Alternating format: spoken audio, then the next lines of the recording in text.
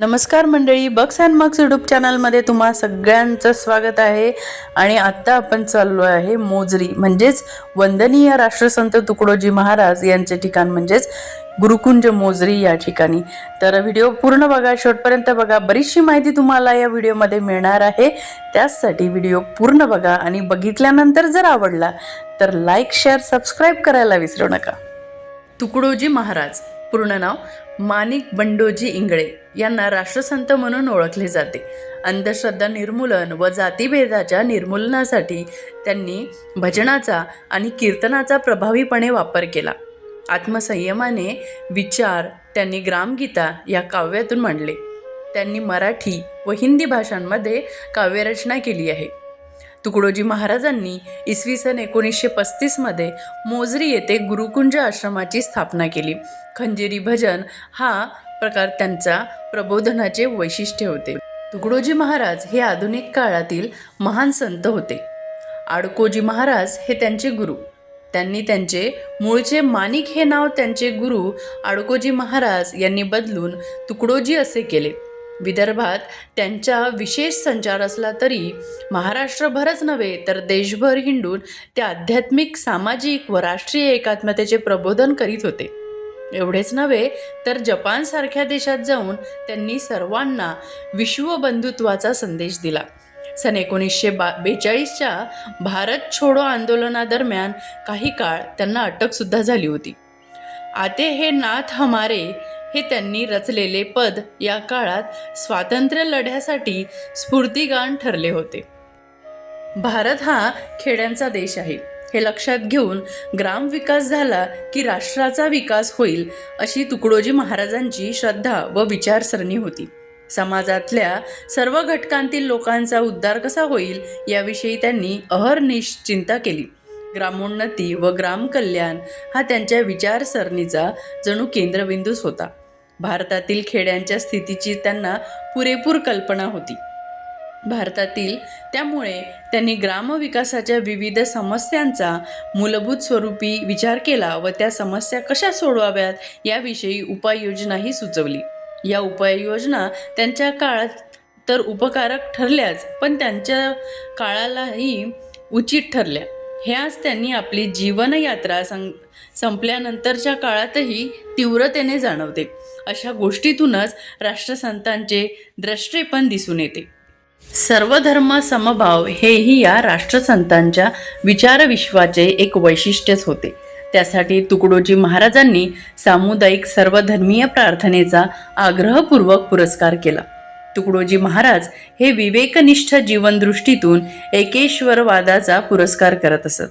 धर्मातील अनावश्यक कर्मकांडाला त्यांनी फाटा दिला होता. आयुष्याच्या शेवटापर्यंत त्यांनी आपल्या प्रभावी खंजिरी भजनाच्या माध्यमातून त्यांना अभिप्रेत असलेल्या विचारसरणीचा प्रचार करून आध्यात्मिक, सामाजिक, राष्ट्रीय प्रबोधन केले. स्वातंत्र्याच्या चळवळीत भाग घेतला म्हणून त्यांना कारावासही भोगावा लागला. अखिल भारतीय पातळीवर त्यांनी साधू संघटनेची स्थापना केली. गुरुकुंज आश्रमाच्या शाखेपशाखा स्थापन करून त्यांनी शिस्तबद्ध सामाजिक कार्यकर्त्यांची एक फळीच निर्माण केली.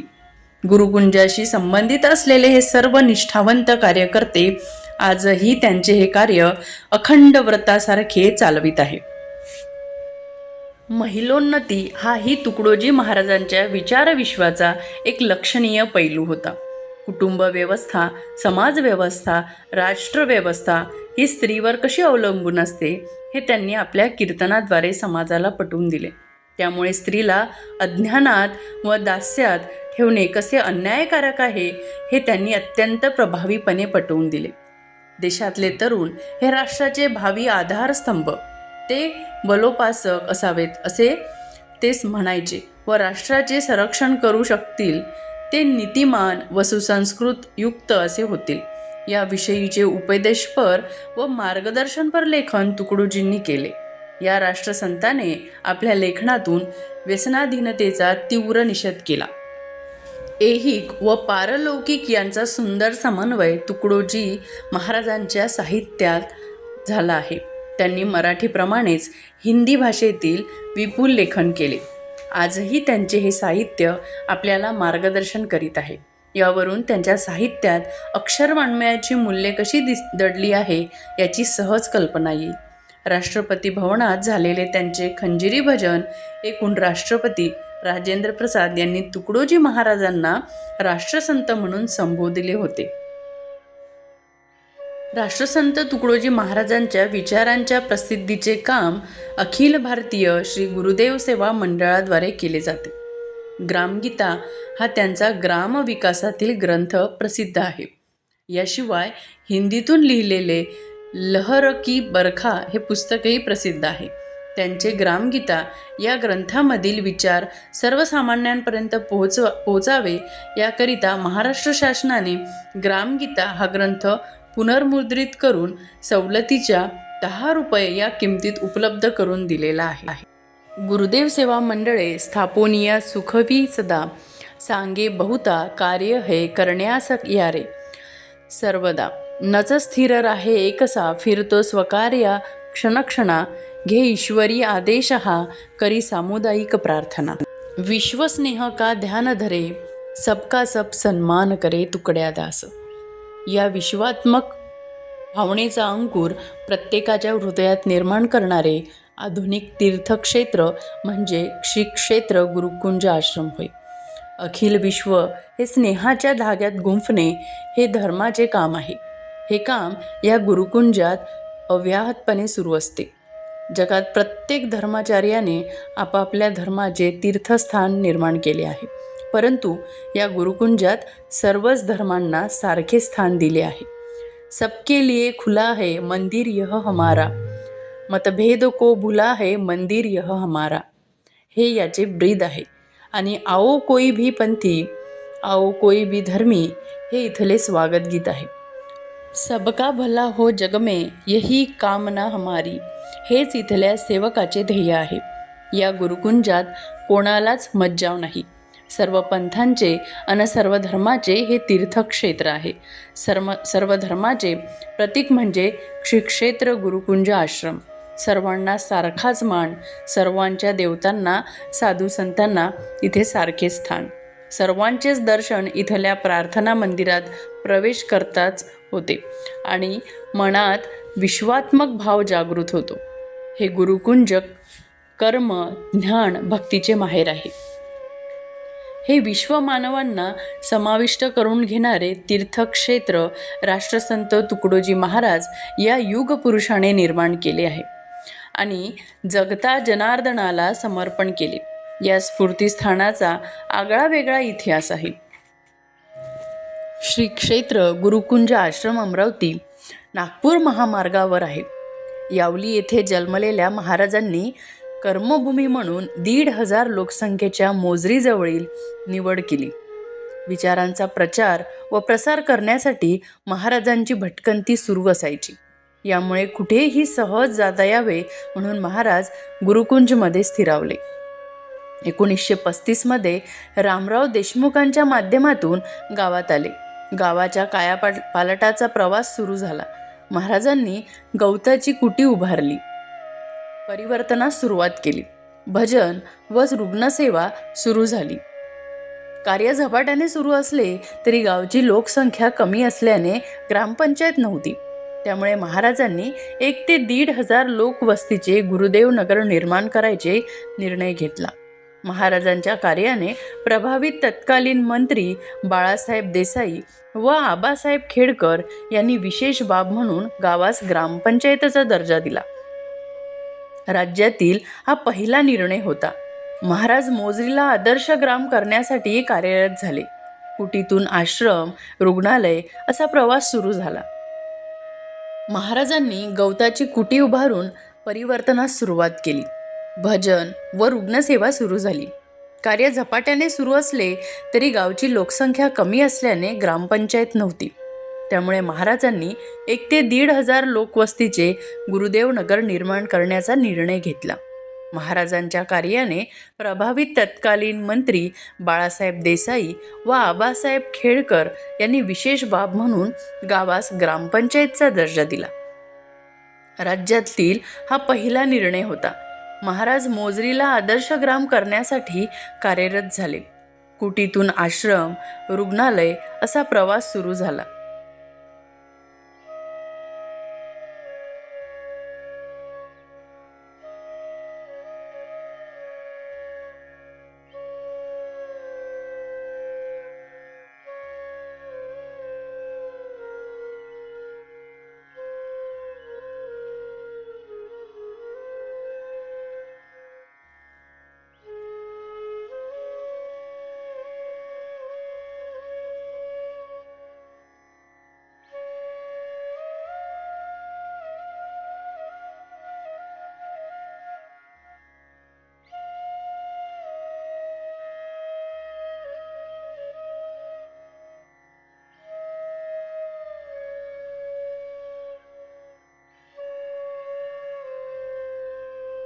राजेंद्र प्रसाद तत्कालीन देशपातळीवरील राजकीय नेते, सामाजिक संघटनेचे दिग्गज मोजरीत येऊ लागले.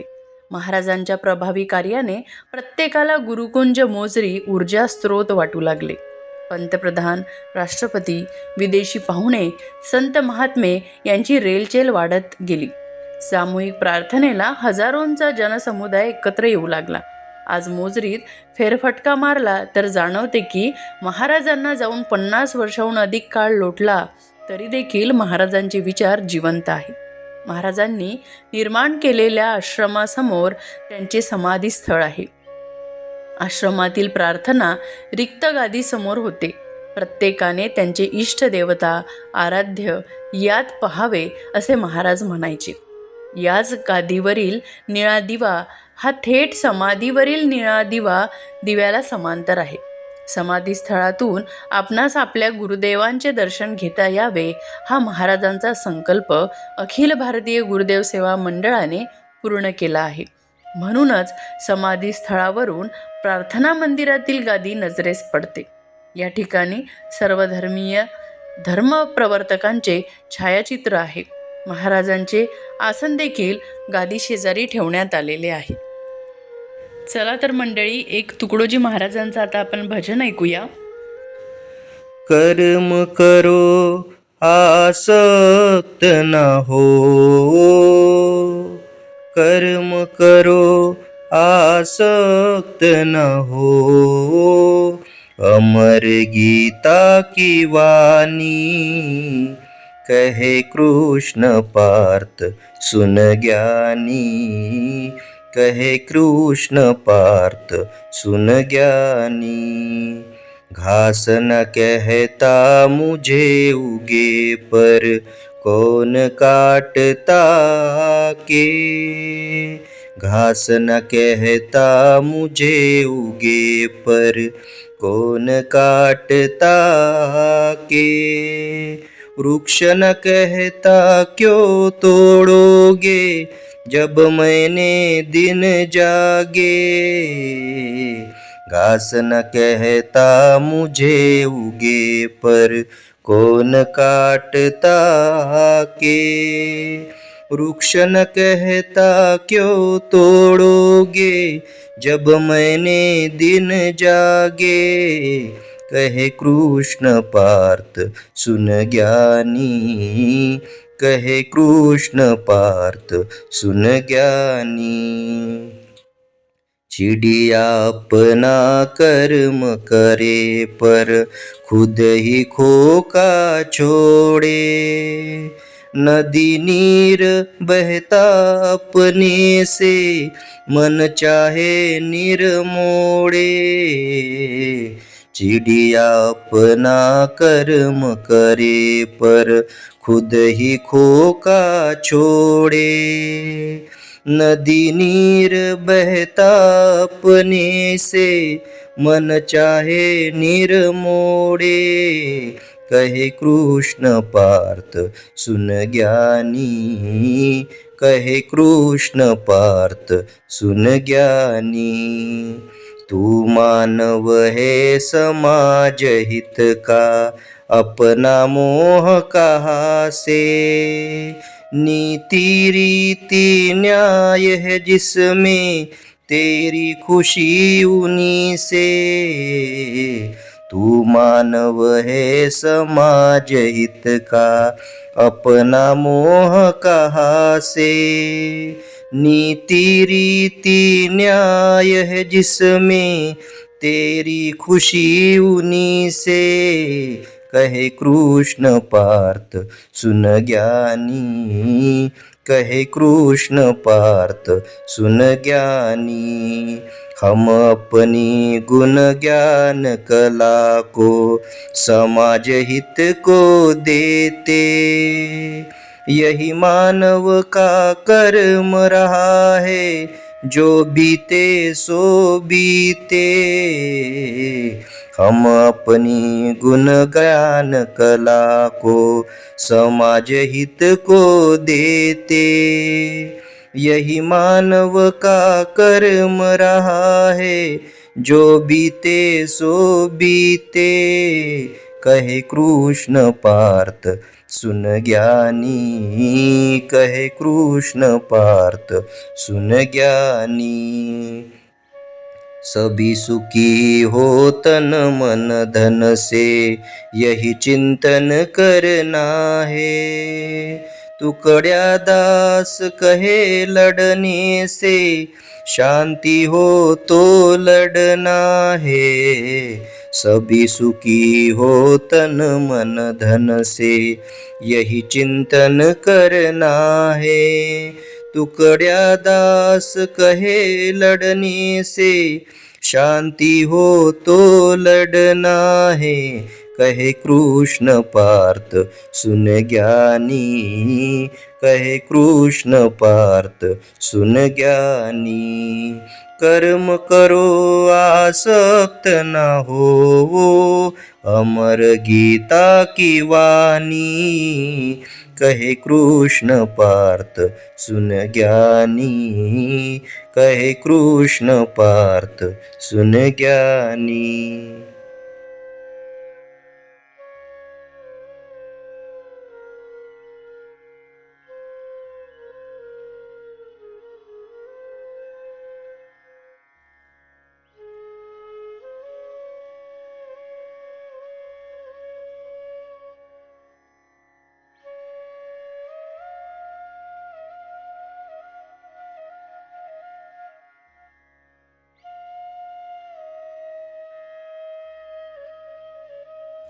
राष्ट्रसंत तुकडोजी महाराज अस्थि विसर्जनाबद्दल क्रांतिकारी विचार व्यक्त करायचे.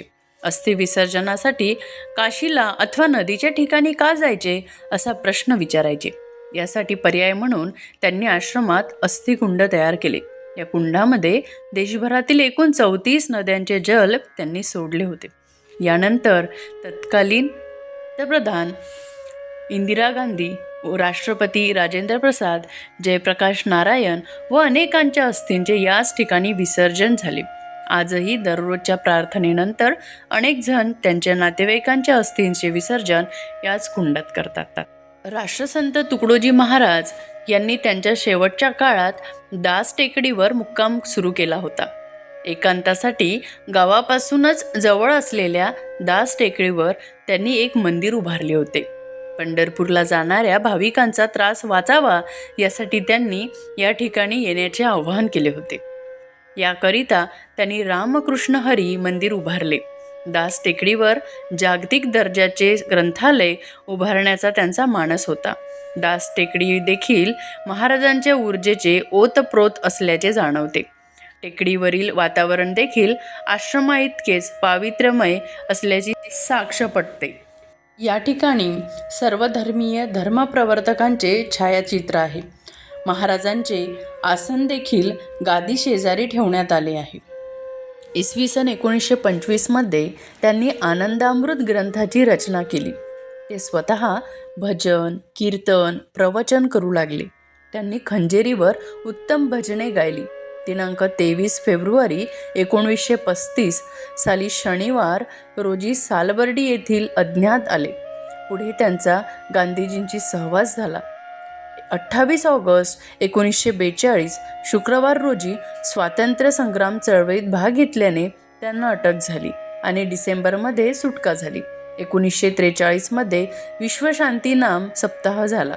5 एप्रिल 1943 सोमवार रोजी श्री गुरुदेव मुद्रणालयाची निर्मिती करून गुरुदेव मासिकाची प्रकाशन केले. 19 नोव्हेंबर 1943 शुक्रवार रोजी अखिल भारतीय श्री गुरुदेव सेवा मंडळाची स्थापना केली.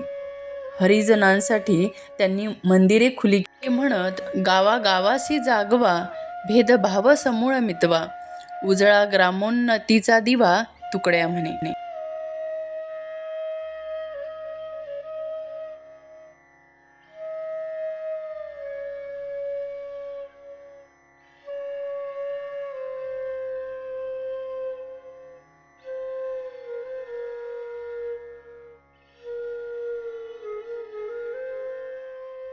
तर मित्रांनो, तुम्हाला हा व्हिडिओ कसा वाटला, याबद्दल राष्ट्रसंत तुकडोजी महाराजांविषयी माहिती तुम्हाला कशी वाटली ही कमेंटमध्ये नक्की सांगा.